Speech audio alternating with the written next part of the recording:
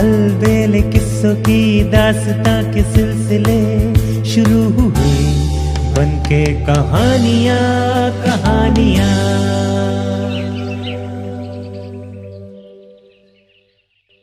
आइए सुनते हैं आज की कहानी, विश्वास का मूल्य। बहुत समय पहले की बात है।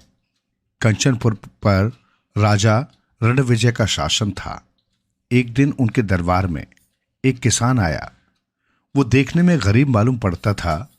उसने राजा को सिर झुकाकर अभिवादन किया और फिर अपनी पगड़ी में से एक चमकीली मणि निकाली। राजा को मणि देते हुए बोला, महाराज, मैं गरीब किसान हूं। मेहनत मजदूरी करके अपने परिवार का पालन पोषण करता हूं। आज सुबह जब मैं खेतों पर काम करने जा रहा था तो ये मणि मुझे रास्ते में पड़ी हुई मिली। ये बहुत कीमती मणि है। मैं ये सोचकर आपके पास आया हूं कि मुझे गरीब किसान के लिए ये किस काम की, इसको आपके खजाने में होना चाहिए।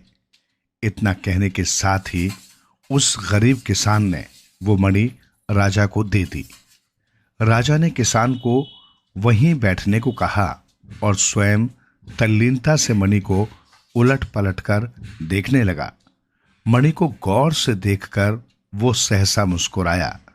राजा के मुस्कुराने का रहस्य किसान की समझ में न आया। तत्पश्चात मणि को दरबारियों ने बारी बारी देखा। देखकर सभी कानाफूसी करने लगे। दरअसल किसान जिसको कीमती मणि कह रहा था वो मणि न होकर चमकीला पत्थर था। निसंदेह वो मणि बहुत कीमती है। इसकी कीमत तो हम भी नहीं आंक सकते। राजा ने किसान की ओर देखते हुए कहा। राजा की बात पर किसान धीरे से मुस्कुराया। राजा की बात सुनकर सभी दरबारी असमंजस में पड़ गए। उन्हें आश्चर्य भी बहुत हुआ, लेकिन किसी को भी कुछ कहने का साहस न हुआ।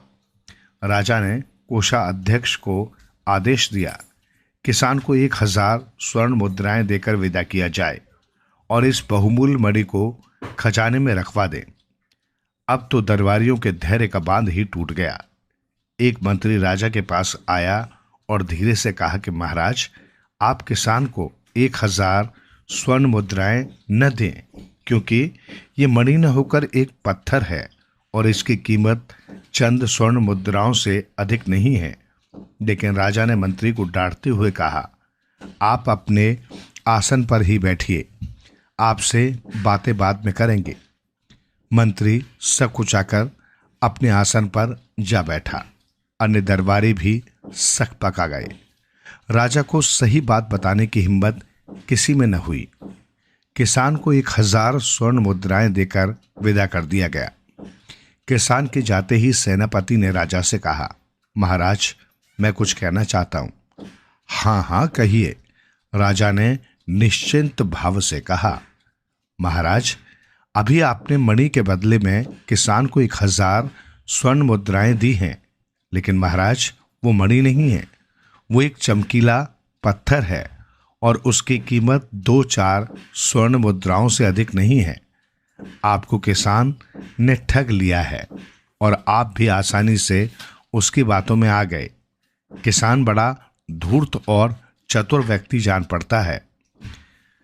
राजा ने गहरी सांस छोड़ते हुए कहा, हाँ सेनापति जी, वो मणि नहीं है, ये मैं जानता हूं, लेकिन किसान धूर्त व्यक्ति नहीं है और ना ही उसने मुझे ठगा है।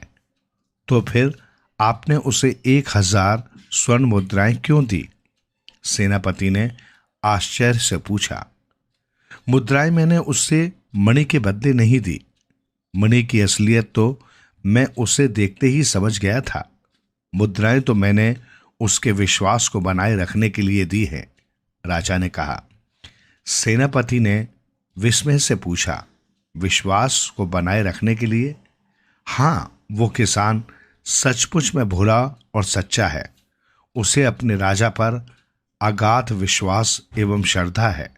वो उसे चमकीले पत्थर को मणि समझकर ही लाया था और वो चाहता था कि वो मणि राजा के पास रहे। अगर सचमुच वो चमकीला पत्थर न होकर मणि ही होती तो उसकी कीमत करोड़ों स्वर्ण मुद्राएं होती, वो किसान भी उसकी कीमत जानता था, फिर भी उसे लोभ न छू सका। उसका राजा के प्रति जो विश्वास था वो सचमुच अनुकरणीय है। स्वर्ण मुद्राएं तो मैंने उसके विश्वास को जीवित रखने के लिए दी हैं। हमने विश्वास का सौदा किया है और ये सौदा घाटे का हरगिज नहीं है। राजा ने आत्मविश्वास से कहा। सेनापति राजा द्वारा किसान को स्वर्ण मुद्राएं देने के रहस्य को समझ गया।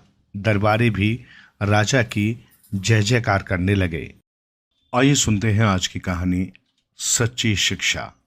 एक समय की बात है, किसी जंगल में एक साधु महात्मा का आश्रम था। जंगल के बीचों बीच आश्रम बहुत ही रमणीय एवं मन को शांति प्रदान करने वाला था। साधु महात्मा उस आश्रम में अपने शिष्यों को विविध विषय आदि पर शिक्षा प्रदान किया करते थे। सभी विद्यार्थी उन साधु महात्मा की बहुत इज्जत करते थे एवं उन महात्मा की चर्चा दूर दूर के राज्यों में होती थी। एक दिन दो युवक उन महात्मा के पास आए और उनका शिष्य बनने की इच्छा व्यक्त की। युवक अच्छे कुल और परिवार से थे और वो दोनों भी उन महात्मा की चर्चा सुनकर उनसे शिक्षा प्राप्त करने हेतु आश्रम पहुंचे थे। महात्मा ने सोचा कि इन्हें शिष्य के रूप में स्वीकार करने से पहले इनकी छोटी सी कसौटी की जाए, और उन्होंने उन दोनों से आश्रम के एक कमरे में रखे दो मिट्टी के कबूतर लाने को कहा। दोनों कबूतर बहुत ही सुंदर थे तथा उन पर विशिष्ट प्रकार की कलाकृति की गई थी, जिससे वे बेहद चमक रहे थे। महात्मा ने एक एक कबूतर दोनों युवकों के हाथ में दिए और उनसे कहा कि आपको आपके हाथ में दिए हुए कबूतर की गर्दन तोड़नी है।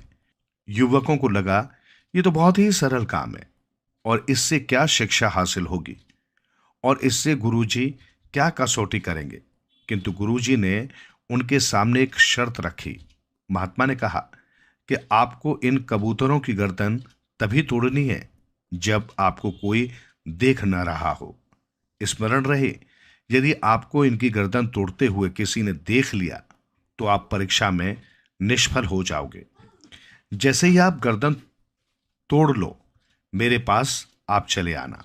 दोनों युवकों को लगा ये तो बहुत ही सीधा साधा और सरल काम है और दोनों आश्रम से बाहर की ओर चल पड़े। एक युवक आश्रम से थोड़ी दूर गया और उसने देखा कि यहां कोई देख ही नहीं रहा, दूर दूर तक कोई दिखाई नहीं दे रहा, तो मैं गर्दन तोड़ देता हूं और गुरुजी से जाकर ये बात तुरंत कहता हूं। दूसरा युवक हाथ में उस कबूतर की कलाकृति को लिए दूर जंगल में चला गया।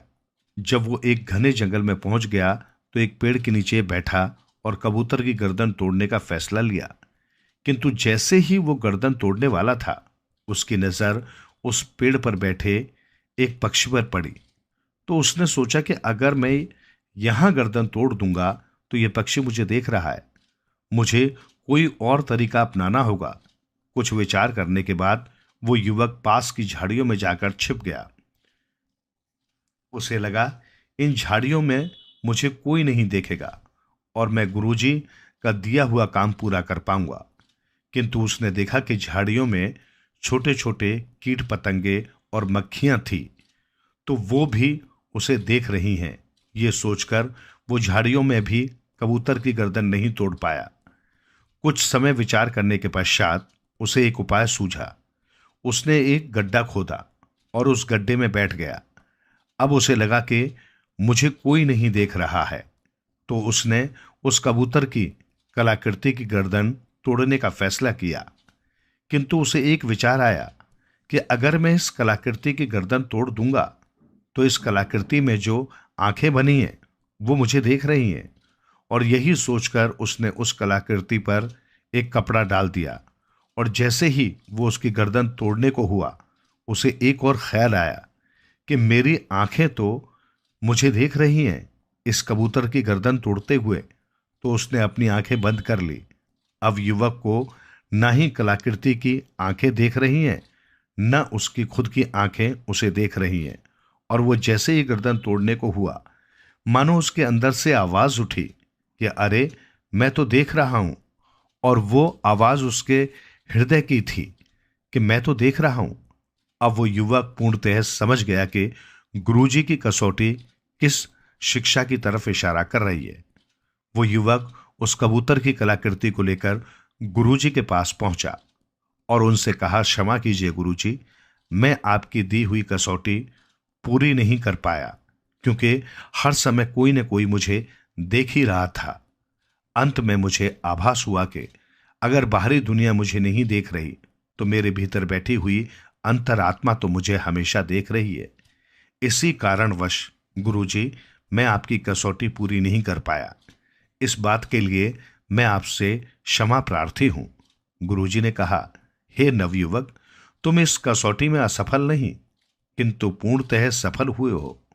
और यही शिक्षा इस कसौटी के माध्यम से मैं आप दोनों को देना चाहता था। हर एक मनुष्य को ये स्मरण रखना चाहिए कि हमारी हर एक क्रिया और कर्म पर परमात्मा की नजर है। कोई भी कार्य उस अपार शक्ति से छुपा हुआ नहीं है। इसलिए कोई भी कार्य अगर इस बात को ध्यान में रखकर किया जाएगा तो अनुचित कार्य करने से पहले हमारे कदम स्वयं रुक जाएंगे। आइए सुनते हैं आज की कहानी, भगवान की लीला। हम सभी भगवान श्री कृष्ण और सुदामा की मैत्री से पूर्णतः परिचित हैं। उनकी मित्रता इस संसार के लिए एक अनूठा उदाहरण है तथा प्रेरणा स्रोत भी है। हम सभी भली भांति परिचित हैं उस प्रसंग से जब सुदामा श्री कृष्ण से मिलने द्वारिका जाते हैं। कृष्ण और सुदामा का वहां मिलन सभी को भावना से ओतप्रोत कर देता है, किंतु ये प्रसंग हमें भगवान श्री कृष्ण की अपार लीला का एक संक्षिप्त परिचय करवाता है। प्रसंग कुछ इस प्रकार है। जब सुदामा भगवान श्री कृष्ण के पास द्वारिका में कुछ दिन रुकते हैं और श्री कृष्ण अपने बचपन के मित्र की आवभगत में कोई कमी नहीं छोड़ते। दोनों मित्र घंटों अपने बचपन की और गुरु संदीपनी ऋषि के आश्रम में बिताए हुए समय की स्मृतियों पर चर्चा करते हुए कभी हंसते हैं तो कभी कभी भाव विभोर भी उठते हैं। भगवान श्री कृष्ण भी अपने मित्र के साथ अधिक से अधिक समय बिताते हैं। बड़े आनंद और उत्साह के साथ दोनों का समय व्यतीत होता है। सुबह साथ में नदी किनारे स्नान करने जाना, भोजन करना, अन्य जगहों पर विचरण करना और शेष समय में एक दूसरे से बातें करना, मानो यही अब उनकी दिनचर्या बन गई थी।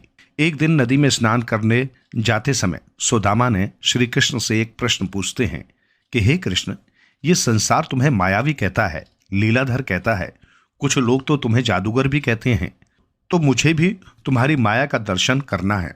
इस पर श्री कृष्ण ने जवाब दिया कि समय आने पर अवश्य ऐसा होगा, किंतु अभी हमें शीघ्र स्नान करके महल जाना चाहिए, क्योंकि मेरी रानियों ने आज हमारे लिए विशिष्ट व्यंजन बनाए हैं और मुझे बहुत भूख लगी है।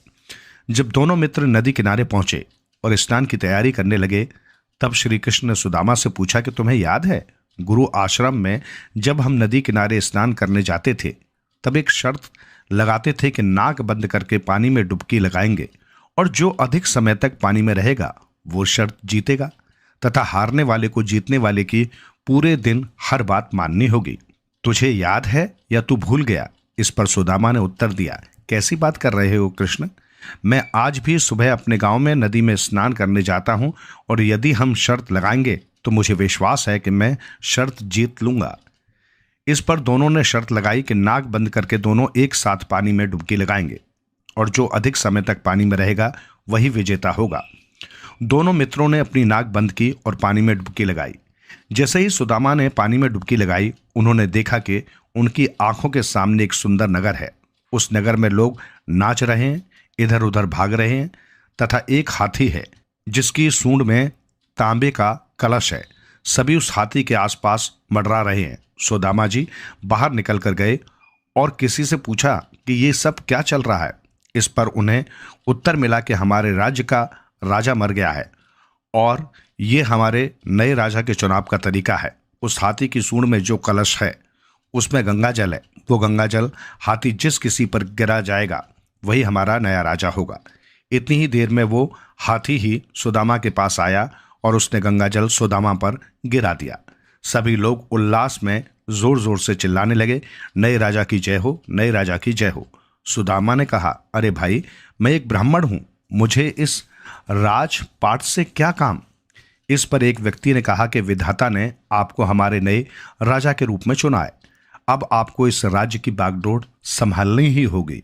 कुछ विचार करने पर सुदामा ने सोचा कि पूरा जीवन एक गरीब ब्राह्मण के तौर पर बिताया है, आज राजा बनने का मौका मिल रहा है तो अवश्य ही इसमें भी ईश्वर की कोई इच्छा है।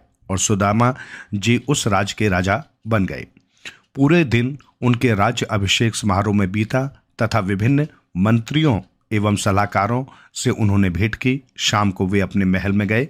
जब महल में पहुंचे तो एक सुंदर स्त्री ने उनका स्वागत किया। सुदामा ने कहा, देवी, आप कौन हैं?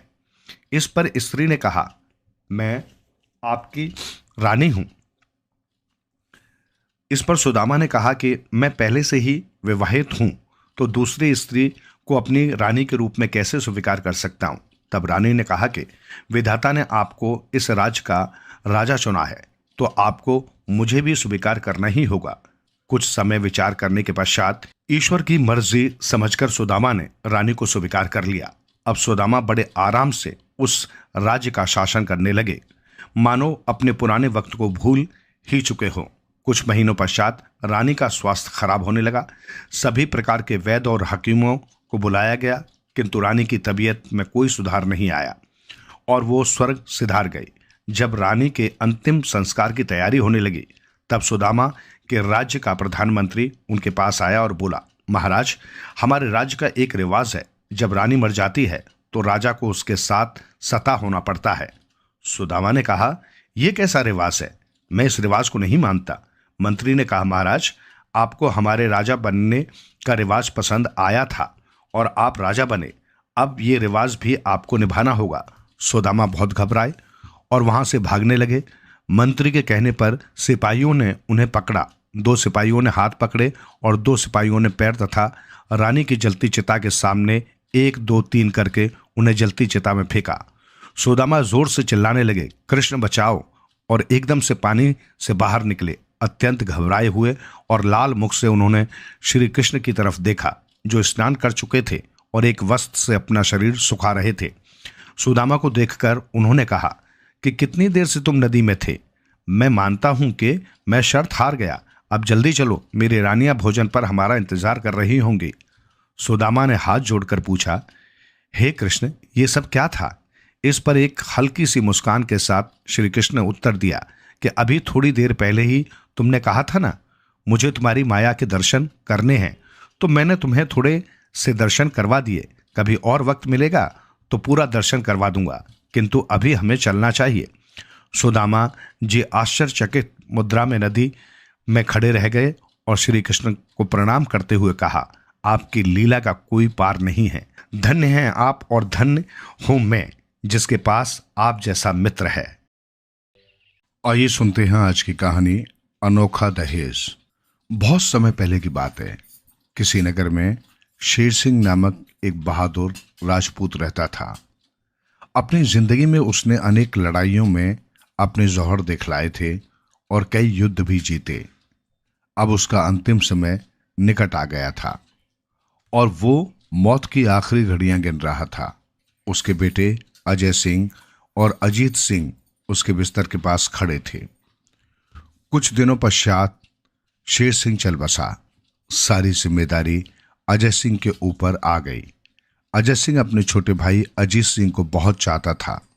उसे अपने भाई पर गर्व था, मगर अजय की पत्नी अजीत को उतना पसंद नहीं करती थी। उसका विचार था कि अजीत को खेती के काम में अजय की मदद करनी चाहिए। वो सोचती कि सारा काम उसके पति को ही क्यों करना पड़े। एक दिन अजीत सिंह लौटकर घर आया और भाभी से खाना मांगने लगा। उसकी भाभी ने चिल्लाकर कहा, रसोई में जाकर निकाल क्यों नहीं लेते? तुम्हारे सारे काम मैं ही क्यों करती फिरूं? अजीत ने कुछ जवाब नहीं दिया। वो चुपचाप रसोई घर में गया और खाना निकालकर अकेले ही खाने बैठ गया। उस दिन उसकी भाभी ने उसके खाने में जानबूझकर नमक नहीं डाला था। जो ही उसने पहला कौर मुंह में रखा, मुंह का स्वाद बिगड़ गया। अजीत ने पूछा। क्यों भाभी, क्या कारण है जो आज आपने खाने में नमक ही नहीं डाला? कितना बेस्वाद लग रहा है। मैं कोई तुम्हारी रसोइया हूं? अगर तुम्हें नमक डाला हुआ सुस्वाद खाना चाहिए तो जाकर सांभर की राजकुमारी से शादी क्यों नहीं कर लेते? उसकी भाभी ने जवाब दिया। अजीत सिंह ने कहा, तो आप ये चाहती हैं? अच्छी बात है, मैं ऐसा ही करने जा रहा हूं। मैं सौगंध लेता हूं कि सांभर की राजकुमारी से शादी करने के बाद ही घर लौटूंगा। राजमहल में पहुंचकर उसने राजा से निवेदन किया, महाराज, मैं आपके दरबार में नौकरी करने आया हूं। राजा ने अजीत सिंह की ओर देखा। अजीत सुंदर, सुडौल और ताकतवर नवयुवक था। राजा को एक ही नजर में भा गया। अजीत के बोलने चालने का ढंग भी सभ्य और शिष्ट था। राजा ने उसे अपना अंगरक्षक नियुक्त कर लिया और रहने के लिए महल के पास ही एक मकान भी दे दिया। नौकरी पाकर अजीत बहुत प्रसन्न था। एक दिन सांभर का राजा ढेर सारे लोगों को साथ लेकर शिकार खेलने निकला। घोड़े पर सवार वो इतनी तेजी से चला कि अजीत सिंह के अलावा और कोई भी उसके साथ न दे सका। राजा और अजीत तरह तरह के जानवरों का पीछा करते हुए जंगल में बहुत दूर निकल गए। अब तक राजा बहुत थक गया था। वो सुस्ताने के लिए एक पेड़ के नीचे बैठ गया। थोड़ी ही देर में उसे नींद आ गई। जंगल में बहुत से खतरनाक जंगली जानवर थे, इसलिए अजीत सिंह तलवार म्यान से निकालकर राजा की पहरेदारी करने लगा। अचानक सामने की झाड़ियों में से एक चीता निकला। राजा की नींद खुल गई। वो उठकर बैठ ही रहा था कि चीते ने उसकी ओर छलांग लगा दी, मगर अजीत सिंह बला की फुर्ती से झपटा और चीते से भिड़ गया। दोनों जान की बाजी लगाकर लड़ने लगे। थोड़ी देर की भयानक लड़ाई के बाद अजीत सिंह ने चीते को मार गिराया, लेकिन उसके मरते ही खुद बेहोश होकर जमीन पर गिर पड़ा। कई दिन तक अजीत की हालत में कोई सुधार नहीं हुआ। लोग ये सोचने लगे कि वो बचेगा नहीं। राजा रानी उसे बहुत चाहने लगे थे। उन्हें अजीत सिंह की बड़ी चिंता थी। उनके अलावा राजकुमारी को भी उसकी उतनी ही फिक्र होने लगी थी, क्योंकि इतने दिनों में उसे भी अजीत से प्यार हो गया था। कुछ दिन बाद अजीत स्वस्थ हो गया। चारों ओर खुशी की लहर सी दौड़ गई। एक दिन राजा ने अजीत सिंह को अपने पास बुलाकर कहा, अजीत, मुझे बचाने के लिए तुमने अपनी जिंदगी की बाजी लगा दी। इसके लिए मैं तुम्हें किस तरह धन्यवाद दूं, समझ में नहीं आता। अजीत ने जवाब दिया, महाराज, मैंने तो अपना कर्तव्य निभाया है। मैं तो भविष्य में भी खुशी से ऐसा करने को तैयार हूं। अपने बहादुर अंगरक्षक की बात से राजा बहुत प्रसन्न हुआ। वे बोले, तुम्हें ये जताने को कि मैं और महारानी तुम्हें कितना चाहते हैं, हमें सिर्फ एक ही उपाय नजर आता है कि हम तुम्हारे साथ राजकुमारी की शादी कर दें। क्या तुम्हें ये मंजूर होगा? महाराज, ये मेरे लिए बड़े सम्मान की बात है। आपकी इस कृपा के लिए मैं आपका बहुत आभारी हूं। राजकुमारी से विवाह करना मेरे लिए सौभाग्य की बात होगी, अजीत सिंह ने जवाब दिया। मगर तभी अजीत सिंह ने राजा के पास आकर एक विचित्र निवेदन किया, महाराज, मुझे सोना, चांदी और आभूषण कुछ नहीं चाहिए। दहेज में मैं सिर्फ एक चीज चाहता हूं। क्या चीज चाहते हो? राजा ने चकित होकर पूछा। अजीत सिंह ने उत्तर दिया, महाराज, अगर आप मुझे सांभर नामक से लदे हुए 100 ऊंट दहेज में दे दें तो आपका बड़ा ही आभार मानूंगा। इस अजीब मांग से राजा और रानी दोनों ही बड़े चकित हुए, परंतु जब अजीत सिंह ने नमक का ही दहेज लेने पर जोर दिया तो वे भी मान गए। अजीत सिंह को घर छोड़े कई वर्ष बीत चुके थे। जैसे ही अजय सिंह को पता लगा कि उसका छोटा भाई घर वापस आ रहा है, वैसे ही वो दौड़ा दौड़ा उससे मिलने पहुंचा। दोनों भाई गले मिले तो खुशी के कारण उनकी आंखें छलछला आईं। इसके बाद अजीत अपनी दुल्हन को लेकर भाभी के पास आया। भाभी के पैर छूकर उसने कहा, ये मेरी पत्नी है, सांभर की राजकुमारी। ये घर के सारे कार्यों में आपकी सहायता करेगी। इसके अलावा दहेज में मुझे इतना नमक मिला है कि जीवन भर खत्म नहीं होगा। ये सुनकर अजीत की भाभी रोने लगी। उसे वर्षों पूर्व कही गई अपनी बात पर बहुत अफसोस था। उसने बड़े ही प्रेम से राजकुमारी बहू का स्वागत किया। उसे इस बात की प्रसन्नता थी कि जो कुछ भी हुआ उसका अंत भलाई ही हुआ। आइए सुनते हैं आज की कहानी, सबसे सुखी व्यक्ति। बहुत समय पहले की बात है। जयनगर राज्य में राजा विक्रम सिंह शासन करता था। राजा को धन दौलत की कोई कमी नहीं थी। खजाना स्वर्ण मुद्राओं से भरा पड़ा था। बहुत ही सुंदर और आलीशान महल था, परंतु ये सब होने के बावजूद भी राजा प्रसन्न नहीं था। उसने प्रसन्न रहने के लिए सुख सुविधा की तमाम चीजें जुटाई। पुराने महल की जगह एक संगमरमर के पत्थरों से जड़ित महल बनवाया। महल में तमाम सुख सुविधाओं का प्रबंध किया। उसने पड़ोसी राज्य विक्रम नगर के राजा अजय सिंह की सुंदर पुत्री राजकुमारी सुकन्या से विवाह रचाया, परंतु राजा विक्रम सिंह के मन को शांति नहीं मिली। वो हमेशा इसी सोच में डूबा रहता था कि क्या उपाय किया जाए जिससे कि उसे शांति और सुख मिल जाए।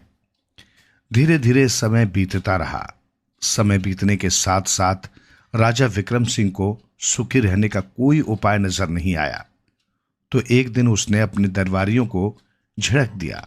वो बोला, तुम इतने लोग दरबार में बैठे हो, तुम्हें इस बात का पता क्यों नहीं है कि मैं सुखी क्यों नहीं रह पाता हूं? आप लोग कोई उपाय क्यों नहीं बताते कि मुझे क्या करना चाहिए? राजा विक्रम सिंह को गुस्से में देखकर सारे दरबारी सहम गए थे। उनमें से एक दरबारी, जो बुद्धि से तेज माना जाता था, ने हिम्मत कर कहा, महाराज, मेरी आपको एक सलाह है। आप जब भी कोई काम नहीं कर रहे हो तब आपको कोई खेल खेलना चाहिए। इससे आपको सुख प्राप्त होगा। इस पर राजा क्रोधित हो गया। नहीं, मैं ऐसा थका देने वाला काम नहीं कर सकता। तब एक दूसरे दरबारी ने कहा, महाराज, आपको खाली समय में नीले आकाश को निहारना चाहिए। इससे आपके दिल को शांति मिलेगी। दरबारी के सुझाव पर तो विक्रम सिंह उबल ही पड़ा। वो गुस्से से चिल्लाया, नहीं, मैं जब भी आकाश की तरफ देखता हूं मुझे चंद्रमा और तारे नजर आते हैं। उनको देखकर क्रोध से मेरा हृदय फटने लगता है, क्योंकि मैं उन्हें किसी भी प्रकार से प्राप्त नहीं कर सकता। राजा का क्रोध भरा उत्तर सुनकर सब दरबारियों में मौन छा गया। जब काफी देर तक चुप्पी छाई रही तो एक बुजुर्ग दरबारी ने कहा, महाराज, संगीत के बारे में आप क्या सोचते हैं? संगीत दुखी व्यक्ति को राहत देता है। वो मनुष्य को प्रसन्न कर देता है। हम आपको प्रतिदिन उत्तम कोटि का मनोहारी संगीत सुनाएंगे। दरबारियों का सुझाव सुनकर राजा विक्रम सिंह तैश में आकर खड़ा हो गया। क्या तुम लोग मुझे दिन रात संगीत सुनाकर पागल करना चाहते हो? क्या एकदम मूर्खों जैसी बातें कर रहे हो? फिर राजा दरबार से उठकर अपने आराम कक्ष में चला गया। राजा विक्रम सिंह के दरबार से चले जाने के बाद अधिकतर दरबारी भी उठकर बाहर चले गए, परंतु विनयपाल नामक एक दरबारी वहीं बैठा कुछ सोचता रहा। काफी देर सोच विचार के बाद वो राजा विक्रम सिंह के आराम कक्ष में गया। वहां जाकर उसने कहा, महाराज, मुझे एक उपाय सूझा है। अगर आप वो काम कर लें तो आप अवश्य ही सुखी रहने लगेंगे। राजा विक्रम सिंह ने उत्सुक होकर पूछा, जल्दी बताओ, क्या उपाय है? मैं किसी भी तरह सुखी रहना चाहता हूं। बहुत ही सरल उपाय है महाराज। आप अपने राज्य में एक सुखी व्यक्ति की तलाश करवाकर उसकी कमीज उतरवाकर स्वयं पहन लें। इससे उस व्यक्ति का सारा सुख आप में प्रविष्ट हो जाएगा। उस दरबारी का ये उपाय राजा विक्रम सिंह को बहुत पसंद आया। उसने उसी समय सेनापति को आदेश देकर राज्य की हर दिशा में सुखी व्यक्ति की तलाश में सैनिकों को दौड़ा दिया। सैनिक कई दिनों तक ऐसे व्यक्ति को तलाशते रहे जो पूर्ण रूप से सुखी हो, परंतु उन्हें कामयाबी नहीं मिली। अंत में कई दिनों की खाक छानने के बाद एक छोटे से गांव में एक व्यक्ति मिला। वो एक छोटी सी टूटी हुई झोंपड़ी के सामने बैठे मुस्कुराता हुआ गाना गा रहा था। पूछने पर उसने सैनिकों को बताया कि वो दुनिया का सबसे सुखी व्यक्ति है। सैनिकों ने उसे साथ चलने और राजा को भी अपने सुख का राज बताने को कहा। कई दिनों की यात्रा के बाद सैनिक उस व्यक्ति को लेकर राजधानी पहुंचे। वहां पहुंचकर उन्होंने इस बारे में राजा को सूचना दी। ये समाचार पाते ही राजा व्याकुल हो उठा। वो मन ही मन बुदबुदाया, अब मैं सबसे सुखी व्यक्ति बन जाऊंगा। उसने तुरंत सैनिकों को आदेश दिया कि वे उस व्यक्ति को अंदर ले आए। राजा ने पहले ही अपनी कमीज उतार ली, जिससे वो उस व्यक्ति की कमीज को तुरंत पहन सके। तभी द्वार खुला और वो व्यक्ति उसमें प्रविष्ट हुआ। राजा ने कहा, आओ दोस्त, जरा अपनी कमीज उतारकर मुझे दो। इस पर वो व्यक्ति मुस्कुराया और राजा के पास खड़ा हो गया। हाय, ये क्या? राजा ने उसे देखा तो वो आश्चर्य में पड़ गया। दुनिया के सबसे सुखी व्यक्ति के तन पर कोई कमीज ही नहीं थी। वो निहायत गरीबी और अभाव में भी खुश था। अब राजा की समझ में आ गया कि सुखी होने के लिए धन दौलत और वैभव की जरूरत नहीं होती।